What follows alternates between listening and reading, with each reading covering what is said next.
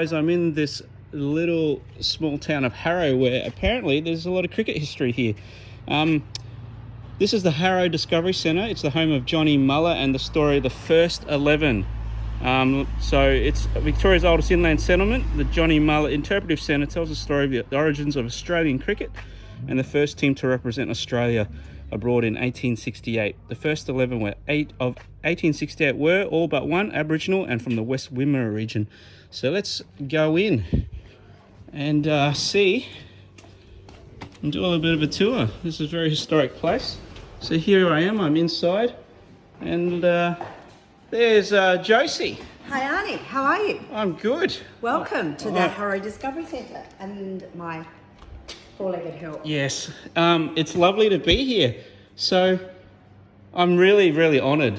This is obviously a lot of great Australian history. Yeah. So look, Josie, why don't we well, let me tell go for a bit of a about tour? The story that we tell here, shall I? Please. So this here is Unaraman, Johnny Mullagh, our first Australian sporting hero ever in Australia.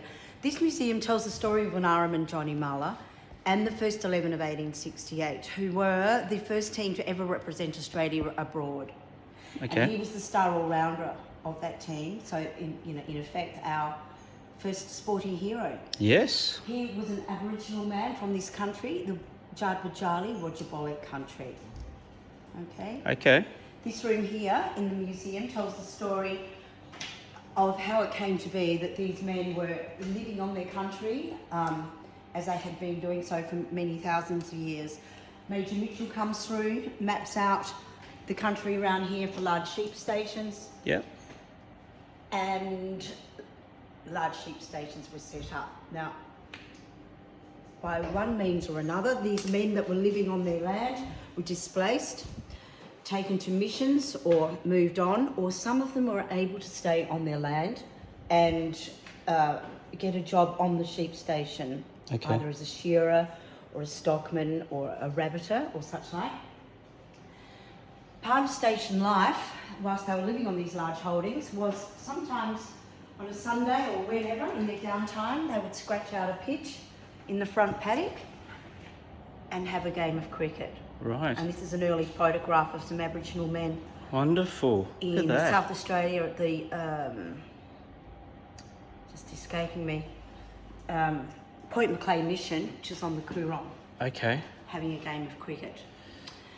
So it soon became apparent to the English sheep farmers that were usually played cricket back home that the innate abilities of the Aboriginal men applied to the game of cricket made them outstanding cricketers. So they had some pretty good hand-eye coordination, could throw accurately, etc. That had enabled them to evolve over many thousands of years. Natural athletes. Natural athletes, indeed. So a few farmers got together from across the district that had the Aboriginal men working on their station and playing cricket with them. Yeah. And decided to get somebody down to this area. This fella here, in fact. Right. That is Thomas Wentworth Wills, who's actually more famous for introducing the game that we now know as AFL football. That's actually his real claim to fame. Wow. But he was also a very good cricketer, and he played cricket in London, at Cambridge University, and in Ireland. Okay. What a very important person in our Australian sporting history. Yeah, well, he has sort of notably infamous in some respects. He had a little bit of excruciating press last year, which is a whole nother story. Right. He's quite the character, Tom Wills. Okay. So I'm not aware of that history, but he brought the game anyway. Cricket. Yeah. Well, he certainly AFL. came to this district and coached a few of the team, not quite a few, all of them, in the finer points of cricket, namely that new fashioned round arm bowling instead of underarm, not overarm, round arm. Yep. That he'd picked up in Kent in the UK. Yep. And he came down here and he coached the team, and he picked this team here to go to Melbourne to play his cricket club, which just so happened to be the Melbourne Cricket Club first 11. There you go. This is a copy of the scorebook. which if you get in the good light, Yes. you'll be able to see. This is the copy of the scorebook from when they first went to Melbourne. So it says here, Melbourne, December the 26th and 27th, 1866. The Aboriginal 11 versus the Melbourne Cricket Club first 11. So this was on Boxing Day in 1866. It wasn't a test. It was 10 years, way before, 11 years before any test. Yep.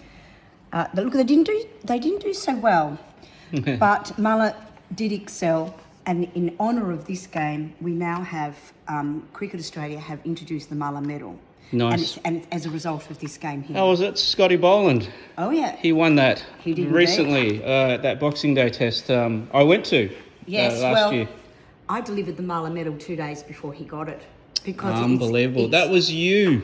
Well, I didn't present it. I delivered it on Boxing Day. That's still a great honour. Because it was here all last year, waiting to go to Melbourne for the test. And for that As very is 2022 medal, which you'll see when you go through. That is incredible. And it's come from, more or less, it's come from here. And Scotty Boland has been here as part of his introduction to the story. Absolutely. Before he went on his own Aboriginal tour. Absolutely. In 2018. And he mentioned that in his speech, in his acceptance speech. He did indeed. Yeah. I'll show you some photos. Oh, fantastic, Josie. So this is an Ironman, Johnny Mullagh here. And they are sitting in front of the original members pavilion at the MCG. That is the original members pavilion at the MCG before it became the big and amazing ground that it is today. And it only lasted another 10 years before they took that away. They relocated it and they built another one, which then got replaced and and became a stadium. Ever evolving. Yes. Other members of the team are Digger Dick, Yep. Nganjunanook, Johnny Cousins, Bullocky, Bulkanar, Harry Rose. Yeah. Harry Rose has a famous descendant in Lionel Rose. Redcap, Peter Jellicoe, Charlie Rose, also known as King Cole, brother to Harry, and Tarpot. This wasn't the full team. This was taken on February the 9th, so check out the outfits, February the 9th, 1867. So they're seated here in their three-piece woolen suits and their straw boaters and their shoes and cravats and whatnot. Yes. There were other members of the team. They had no immunity to the the diseases and whatnot, and they became very ill. Yeah. So there was a constant flow of replacements because they'd be struck with pneumonia and tuberculosis. The replacements of the cricket team, or just people on the of the cricket team. Of the cricket team. Jellicoe here, he's 21. Yeah. Yeah, but he didn't survive the year. He died of tuberculosis Oh, no. later. King Cole or Charlie Rose here, he died in England. Okay. And he was never brought home. So they did succumb to measles, Yeah, tuberculosis. just no immunity. No immunity, certainly no penicillin. No immunity, no vaccinations. No, that's right. Exactly. What they also did when they're on the tour, on touring around playing cricket, is they performed. It wasn't uncommon back in the day to have sports days, or as well as a game of cricket on the village, green. So Yes. the cricket would be happening, and then there'd be athletic sports, running races and high jump and whatnot. Of course, they also excelled at that, but you'd have to pay a fee to go in. Yeah. And then if you won the race, you'd win the prize. Of course. Yep. Cleaned up because they were so athletic. They Yeah, won yeah, yeah. But not only that, there would be other antics like Tarpot here. For 1 and 6, you could enter a race, a running race, running backwards over 100 yards. Oh, wow. Right? Yeah. To win the prize. But Tarpot, no one could beat him, so he won every time. Digger Dick, for 1 and 6, you could buy a cricket ball, be paced at 10 yards, and then he would encourage you to try and hit his body with the cricket ball. Yeah. But he would fend it off. Nobody ever hit. They'd do their dope, they'd clean up. Now, There you go. this, with the management team, which comprised of another couple of English fellows, enabled them to keep on tour. That funded the tour, right? Yes, yes. So when they were in Melbourne, there was this another bloke called William Gurnett, a Sydney confidence man. This is where we get the term con man from. Righto. Yes. He was not great. He took control of the team, accused Tom Wills and Heyman of breaking the contract and had them locked up. Yes, I've actually Googled what con man actually came from and how it got shortened, and it's confidence man. There you go. Makes sense, huh? It totally makes sense because they're confident and therefore they can pull the wool over your eyes, which is probably another saying. But yes, plenty of that here. Plenty of that on the wool. Yeah, there you go. So this Gurnett did exactly that, and he it all went pear-shaped in Sydney. Oh no, he got them to go to Sydney. Come to Sydney. I'll pay you this. I'll pay you £50. I'll do this. I'll do that. So Tom Wills got them to Sydney, and the whole thing went completely belly up. Yep. He stole all their money. They were stranded in Sydney. Tom Wills and Heyman have been put in jail, and they're lost. Wow. Luckily, when Tom Wills was in Ireland prior to this, playing cricket, he met this fellow here. Now, this is Charles Lawrence. Right? Charles Lawrence was an Englishman who came out with the first ever English team in 1861, H.H. Stevenson's all-English team. And he stayed on in Sydney and got a job introducing the game of cricket to the colonists of New South Wales. All right? So when the Gurnett fiasco happened in Sydney, Charles Lawrence stepped up and encouraged them to come and stay at the hotel that he was leasing at the same time. Yeah. Basically, he just said, calm down, I'll look after you. I don't know where Tommy Wills has gone and everybody else has gone, but, any talk that there was with that Mr. Gurnett of going to England is not happening. This is a disaster. Right. So we've got to continue playing around New South Wales to regain the money. Yes. With the athletic sports and whatnot all the while. And I'll get you home to your country and we'll talk about the future then. So he did. Charles Lawrence was a good teetotaling Christian man. Yes. Unlike our friend Tom Wills, who wasn't teetotaling, in fact quite the opposite. And regain their confidence. Again, that's another story, our friend Tom Wills, right? Sure. Charles Lawrence got the boys back home here to this country, to wherever they were from, across this land. And he said, now, if you keep fit during the winter months with that wrapped up, that possum skin ball that you used to play with, you keep fit, that mongrel possum skin footy thing that Mr. Wills taught you, you keep fit and I'll come back later in the year, September-ish, pick a team and we might have another go at playing cricket. But, okay, I'll see you back there. Okay. He kept his word. He came back down. Same again. Coached them. That's original? That's a copy. That's a copy. Looks pretty good to me. Yeah, well, I'll tell you what. If you see... Courtesy. Courtesy of Ian Friend, all of these things. Yeah. Ian Friend is the great, however many, 4 maybe, grandsons of Charles Lawrence. There you go. 40 years ago, his mother said, Ian Friend's mother said, Ian dear, there's some boxes of stuff in the shed of your father's. Would you mind going through it and chucking it out or doing whatever? So Ian went through this box and he found a journal that talked about cricket and on a boat to England with Aboriginal men. It's like, it's interesting. He found all these advertisements, all these newspaper articles, a silver fob watch awarded to Johnny Mullagh at Lord's. That's incredible. Absolutely incredible. Gold. It's gold. Or history. It's treasure of history. Cricket history. That's why we're so lucky to have this, because Ian indeed did go through the boxes and found all these amazing things, which is why we know so much about it today. Excellent. And Ian is a great friend of the centres and is always in touch, and we're always uncovering interesting bits that we found. And hopefully adding to this, yes. This story's been added to even this week. Okay. Or museum, probably not the story, but we're always finding out stuff. Yeah. Anyway, Charles Lawrence is now, he came back down, he did pick a team, and they headed to Warrnambool, where they had a game. That's in the scorebook, you can see that.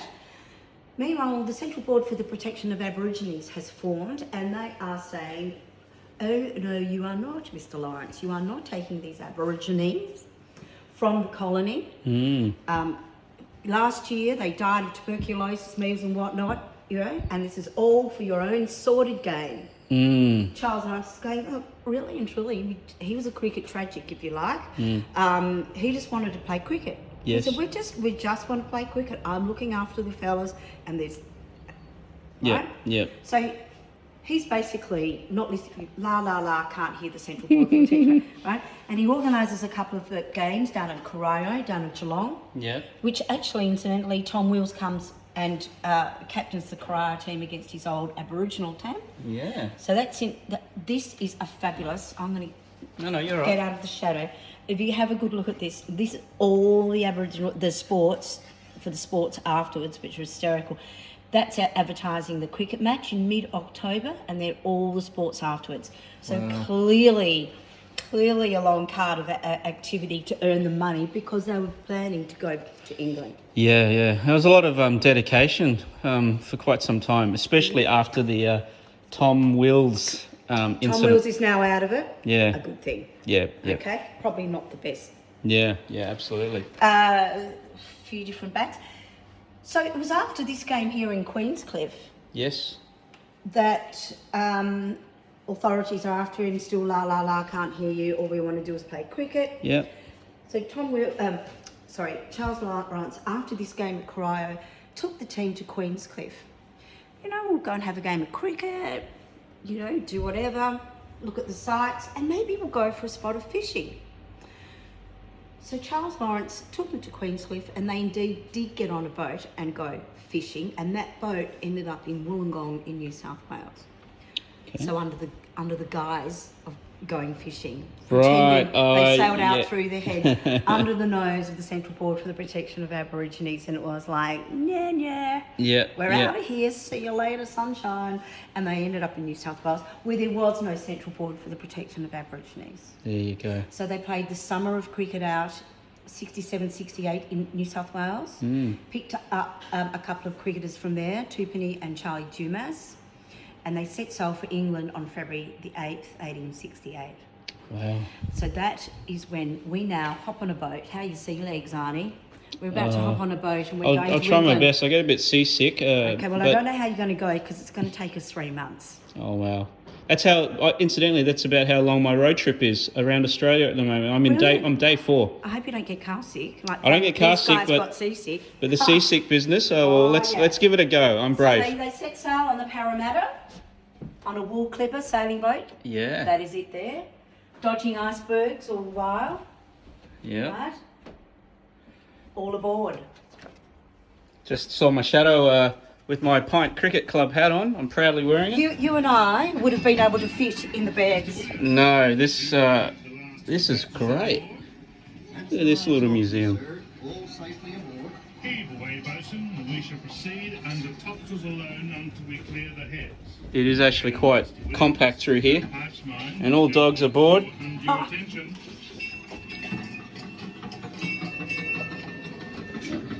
You can't see that, but it says boomerangs under the bunk. The Aboriginal team kept all their cricket gear and traditional weapons in their cabin on the Parramatta. There you go. All right, let's keep going, Josie. And now, you're welcome to Plymouth. Oh, wow, we're here 3 months. Yeah. Welcome to the UK. Time does fly. This is an old desk that came out with Charles Lawrence in 1861 with the first... Wow. That's the first ever English team to come to Australia. Yes. There's Charles Lawrence, part of the team. Yeah. And this is a desk that he brought out with him on the SS Great Britain. There you go. So, so we've got all these paintings. This is the English room. This pretty much tells the story of what happened in England. 47 matches Yes. they played in all. The MCC. But the Marylebone Cricket Club. Marylebone Cricket Club. So they won 14, they lost 14, and drew 19 games in all. That's amazing. There's a lot of cricket there. Yeah, Oh, in 6 months. So they were just... That's what Dick used to fend off the cricket balls that were pitched to him. Well, there you go. That's a lot smaller Yeah, VOL. than a cricket bat. And that's good skills. Whip cracking cigars out of, gentlemen's mouths. Wow. And That's that is amazing. a photo of the team in England, in Swansea. There we go. The first 11 over in Swansea. Look at the They're all looking very dapper. Yeah, well, I'll show you what they would have been wearing there. Oh, that's amazing. Go Australia.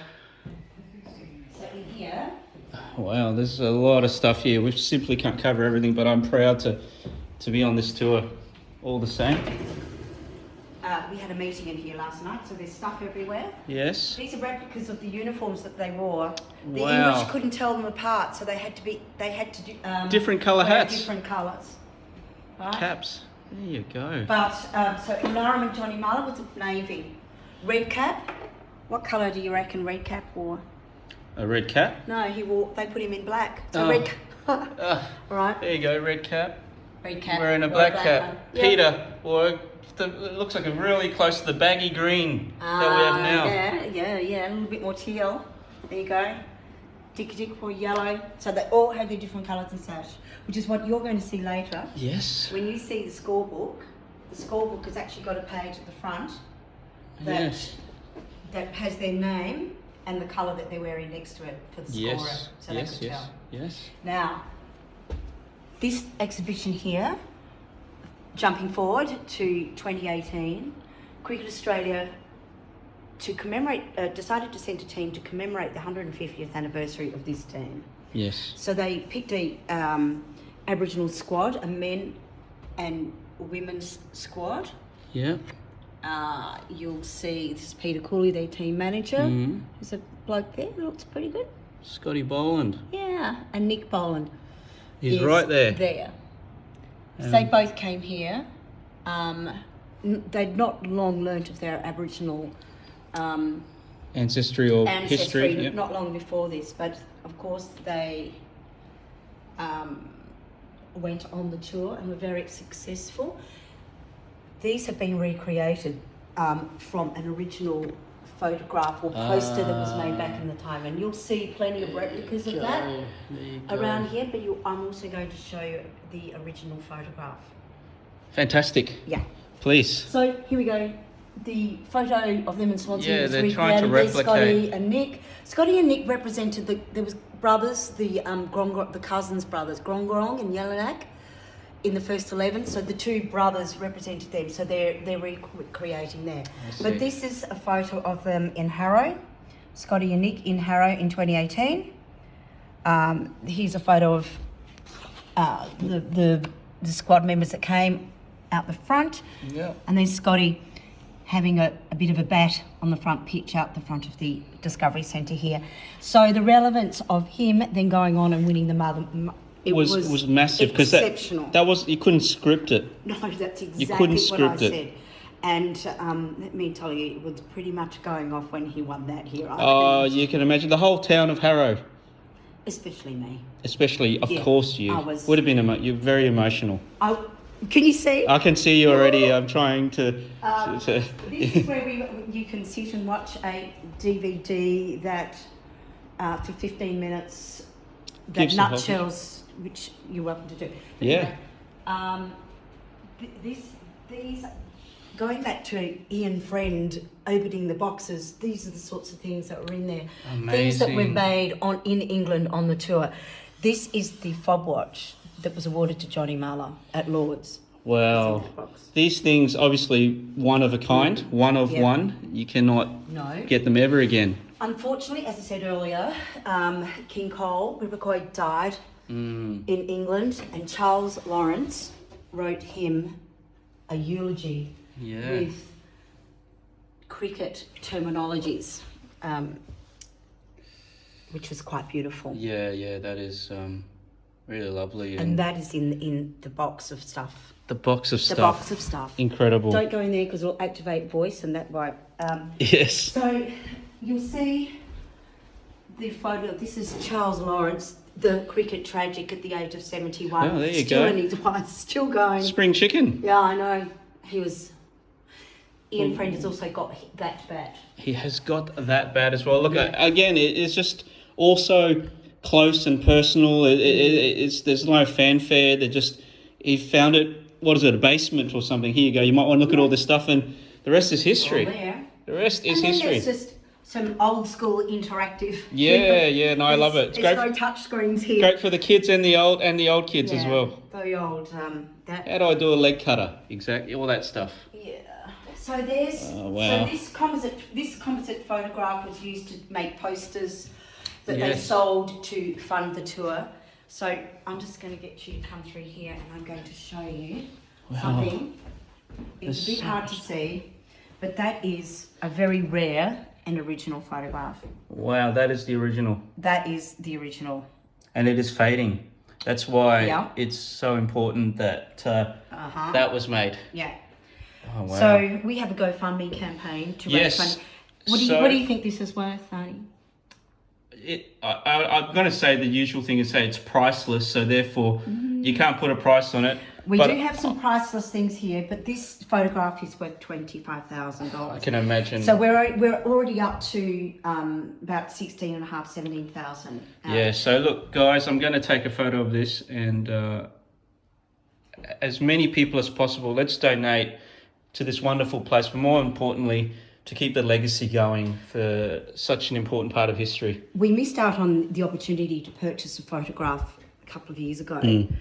It's a long story, which I won't go into now, but we missed it. We'd just been hit with COVID. It was $16,500. I missed out on it by a day on an auction site, and it sold for $450. No way. So then it was offered to us for 16, but we couldn't do it. Douglas Stewart from Douglas Stewart Fine Books has been so generous, and we've had somebody do a hefty donation if we can get the rest. So when we missed out on the photograph a couple of years ago, it was snapped up and by a collector in the UK. Yes. That's not happening again. No, not of on course my not. watch. Not. Yeah, you don't want to miss. So that's what this It's is about. about time these things that pertaining to this story and their culture stayed here in their country. And not be curiosities and collectibles for people in the UK. Agreed. 1988 cricket tour of replicated in 1988 with a team of Aboriginal men there from across the Strait. One of our committee members here at the Discovery Centre, Jeffrey Carraher, was the media manager on that tour, and this is all his photographs, which are hysterical. There's photographs of them with the Rolling Stones and Oh wow. It's quite incredible, but that's just another part of the story. There's so much richness to this little space. And we keep getting donated. That's Clarkie's bat that somebody's owned. They've given it to us. That is incredible. So a few years ago, a gentleman who wishes to remain anonymous donated his, or on permanent loan, his Bradman collection. So yes, the largest Bradman collection. second largest, because Second. whenever that was written, the Bradman Museum wasn't open. So this There is you the go. second largest, now the Bradman Museum. The first largest museum. Right. The first largest Bradman collection. This bat here was the bat that Bradman didn't use in his last innings because he got out for a duck. There you go. So there's all this stuff. But wow. in here, we have the Mullagh medal. There you go. And the one that is around Scotty Boland's neck there was sitting right there in that spot there this time last year. There you go. Waiting for its owner. I know. Who would have thought it, huh? Yes. That is worn his broad brim hat. Yes. The Mullagh medal is designed, or based on a design of the original cricket buckle that was made in the UK that Charles Lawrence had made for them. It's on that board back there, which will probably be hard to see. I'm happy to show you a photograph of it. Oh. No, it's tucked in. Oh, I see. There. I should probably put that in a better spot. That's okay. But the Mullagh medal is based on the original design of the cricket buckle that was made for them. Which is that right there? That's not one there. That's another. There were a lot of cricket buckles. Right. I can show you a photograph of it. That's another one that's fallen off its perch. That's okay. So there's more of the Bradman collection, but This is all Bradman stuff, more or less. Yeah, there's so much. Pretty much. Signed bats. old stumps, but here are some artifacts. Ooh, Yep. what am I doing? That have just come to us from somebody who has Great had donation. these. Well, these belong to Johnny Mullagh, and the story completely aligns. His great-great-grandfather found Johnny Mullagh when he died Yes. and picked up his belongings, and they've been in their family since 1891. And last year he decided it was time that they be given here. Yeah. So these implements, 2 clubs and a boomerang, actually belong to an Oraman. So they are priceless. Absolutely. No amount. There is no price on these things. They're irreplaceable. So that's, and they have been smoked and been given back to the Wodjabolic people. Yeah. Which is appropriate, and they have asked us to look after them for their people in perpetuity. So that's all been done according to their wishes. Which is a great honour. Yeah. So that's that room. Oh, the Bradman room. Wow. Too much to see. And Not then enough time. Yeah. Well, you really can. You can watch DVD, but I'm going to let you walk in there first. All right. Wish me luck.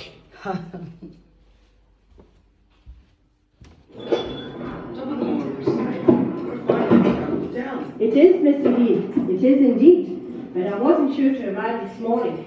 What with pack spokes on my gig wheel and Tom's away with the sheep, I had no help to mend it. I put the cart with the wheel right while I see to some stores. Was that Johnny Mullagh, our sergeant, thundering very right outside the Smiths?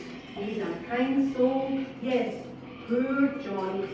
That's a pony my Thomas was taking back to the station for my nephew. He's soon to arrive in Portland to report that. A younger sister's boy. Well, I'm hoping for your help and not a nuisance, Mrs. Naylor. If he's as happy as willing as Johnny, he will do me, Mrs. A gentleman and a fair worker. But he's not as cheerful as could be. Twixt in between. Nonsense at Torres, but he did a sort of crowd. Put us on the map, he did. Lord bothered English cricket experts for his debuts in the bat and the ball, presented the finest pocket watch I think I've ever seen. Well, if earls and dukes were involved, you can imagine the posh company they were keeping. And our Johnny, called a distinguished gentleman and cricketer, I've kept the advertiser's account in my special book, along with other family treasures and the like. Goodness me, look at the time. I must catch Mr. Ling.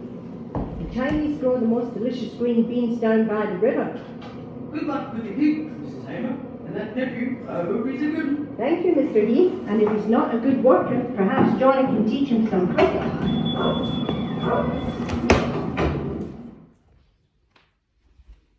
There you go.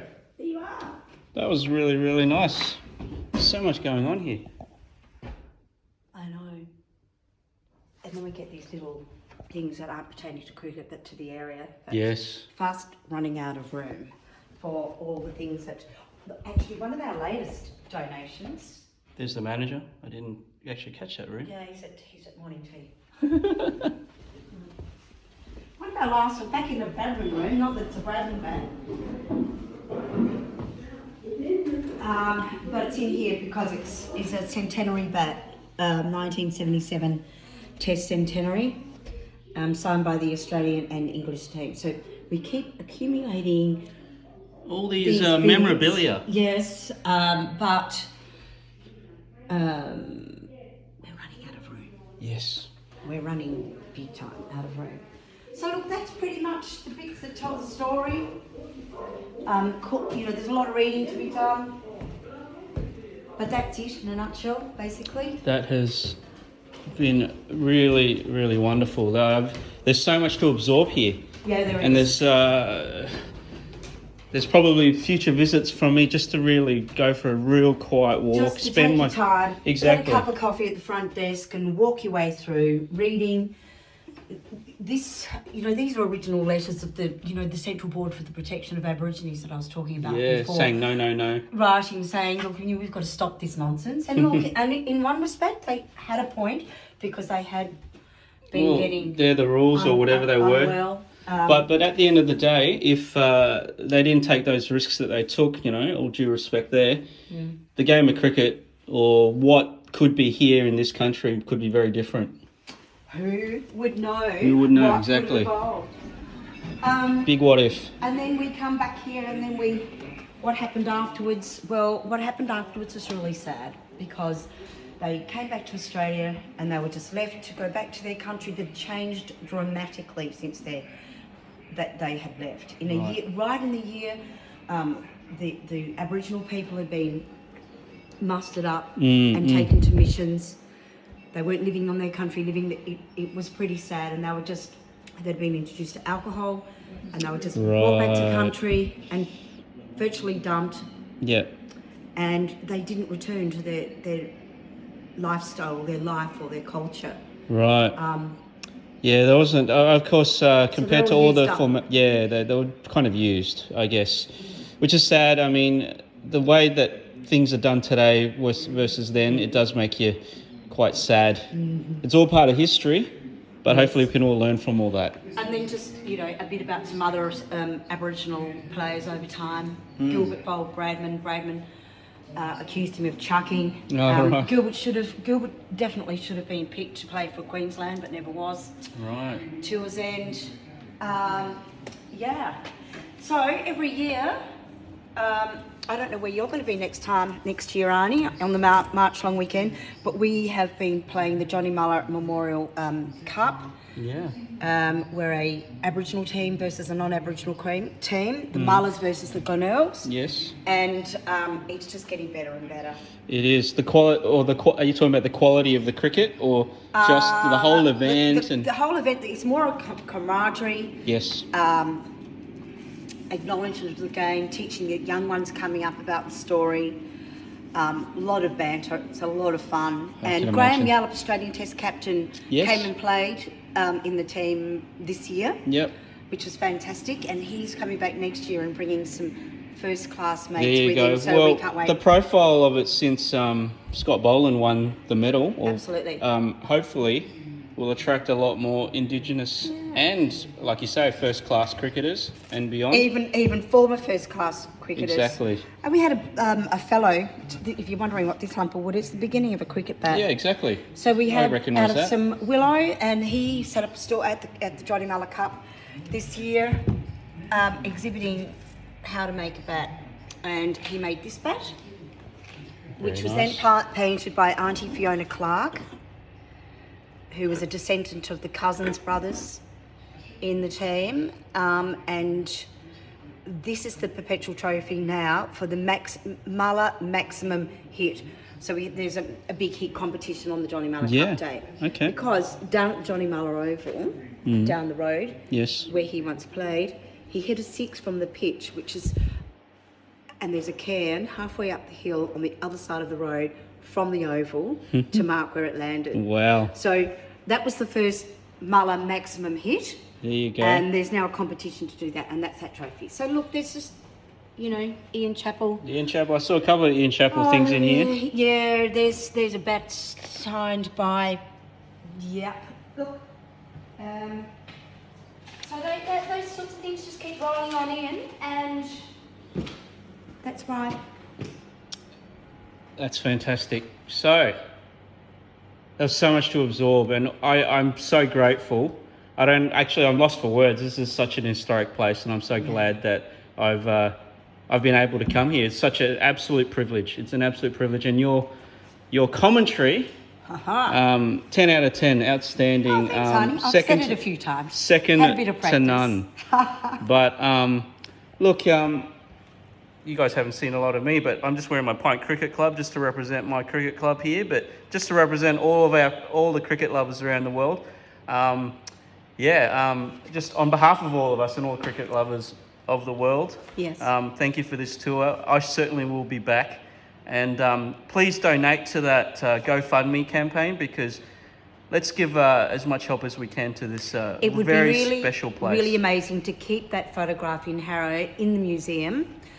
So the name of it is Keep It in Harrow. Yeah. So, Okay. Thanks So- for that. Thanks, guys. It's Lovely been to a meet you, pleasure. Josie. And what a very special place. We All right. we think it is too. It is. It very much is. Okay, guys, take care. I hope you enjoyed this little intimate, private, and special tour. We'll see you all soon.